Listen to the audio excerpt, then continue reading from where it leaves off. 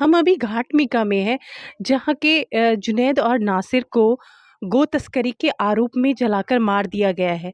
15 फरवरी के दिन उनका अपहरण किया गया और उनको जलाकर मार दिया गया है। उन पर गो तस्करी का आरोप है। हम अभी उनके घर पे हैं। आप उनके घर की दशा देखकर समझ सकते हैं। एक छोटा-सा उनका कमरा है और एक छोटा-सा चूल्हा है बाहर में। और हम उनके कमरे की दशा दिखाते हैं कि उनके कमरे में क्या-क्या सामान है। आप देखें, क्या एक तस्कर का कमरा ऐसा होगा? कोई गो तस्करी का काम कर रहा होगा, उसका कमरा ऐसा होगा? उनका एकमात्र कमरा है। हम मुस्लिमों में जब किसी की डेथ होती है तो पत्नी को इद्दत करना होता है। उनके घर में इतनी भी जगह नहीं है कि वो इद्दत कर सके अपने घर में, तो वो अपने पड़ोस के घर में इद्दत पर बैठी हैं, क्योंकि इनके घर में ना तो टॉयलेट बाथरूम है और ना कोई सुविधा है, जिस वजह से उन्हें किसी और के घर में जाकर इद्दत को पूरा करना पड़ रहा है।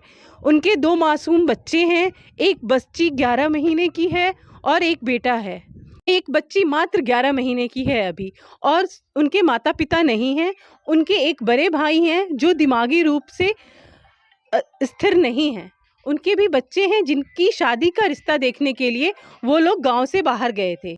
अब इस केस में एक नया मोड़ ये आया है कि आज राजस्थान पुलिस ने मोनू मानेसर को क्लीन चिट दे दी है, जिससे गाँव वालों में काफ़ी रोष है और घर वालों में काफ़ी रोष है।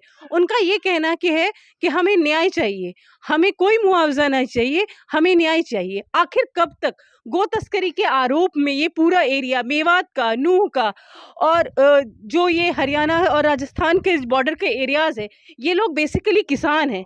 ये लोग जानवरों को लेके, मवेशियों को पालते हैं और लेके एक से दूसरी जगह जाते हैं।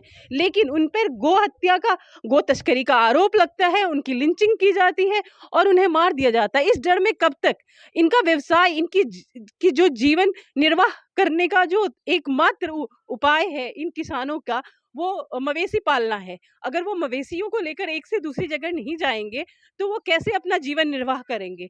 ये आज इन लोगों के गाँव डर में बैठ गया है, युवाओं में एक डर बैठ गया है कि वो अपने गाँव से बाहर कैसे निकलेंगे? कि जहाँ भी देखो लिंचिंग हो जाती है, युवाओं को गौ तस्करी के नाम पे मारा जाता है और सरकारों की खामोशी। सबसे बड़ा, सरकारें चुप रहती हैं। सरकारें कभी कोई सवाल नहीं उठाती, लिंचिंग पे कोई कार्रवाई नहीं होती, जिसके कारण इन जैसे लोगों का मनोबल दिन रात बढ़ता है। ये इंस्टाग्राम पे लाइव चलाते हैं, फेसबुक लाइव चलाते हैं और लोगों को रात में डराते धमकाते हैं। कोई भी इंसान मतलब डर में रात में नहीं निकल सकता है। इस तरह का ये बड़े-बड़े हथियार लेकर, अवैध बिना लाइसेंसी हथियार लेकर, जो ऑटोमेटिक हथियार होते हैं उनका तो कोई लाइसेंस नहीं होता है, वो लेकर ये लोग चलते हैं और लोगों को रोकते हैं। आखिर किस हद से ये लोगों की तलाशियाँ लेते हैं? आखिर पुलिस क्या कर रही होती है?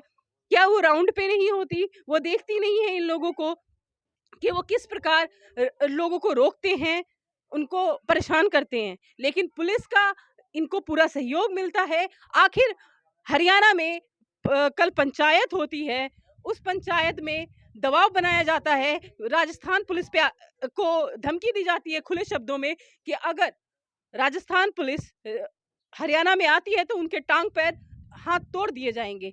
आखिर पुलिस, राजस्थान पुलिस की चुप्पी क्या कहती है? राजस्थान पुलिस, हरियाणा पुलिस से उन लोगों की गिरफ्तारी की मांग क्यों नहीं करती कि जो इन पे इस तरह का आरोप लगा रहे हैं या उन्हें धमका रहे हैं? यहाँ पे उनकी बहन है और उनकी सास हैं और उनके भाई हैं और उनके बच्चे यहाँ बैठे हुए हैं।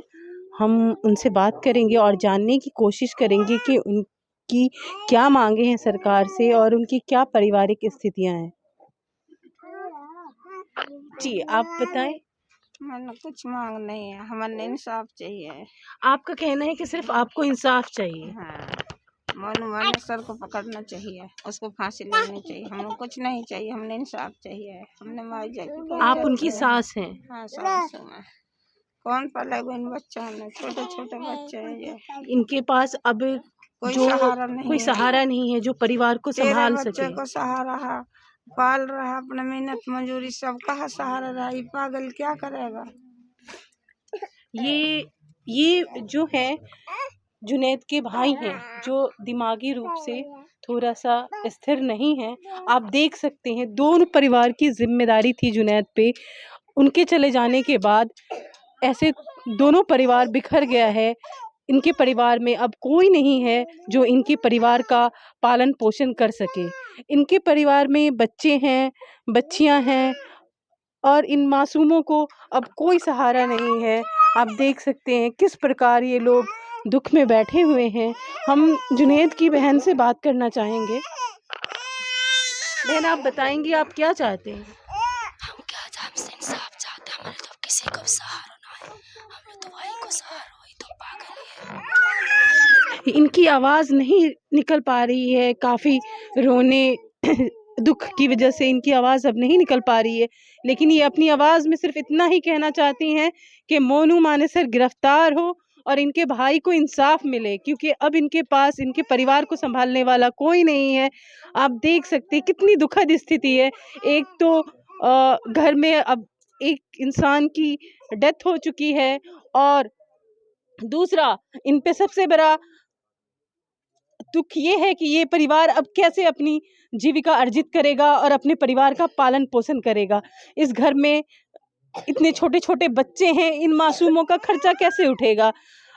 जुनैद अपनी भतीजियों का रिश्ता देखने के लिए गए थे, क्योंकि उनके बड़े भाई की स्थिति, दिमागी स्थिति अच्छी नहीं है, लेकिन अब कौन इनके आगे परिवार को देखेगा।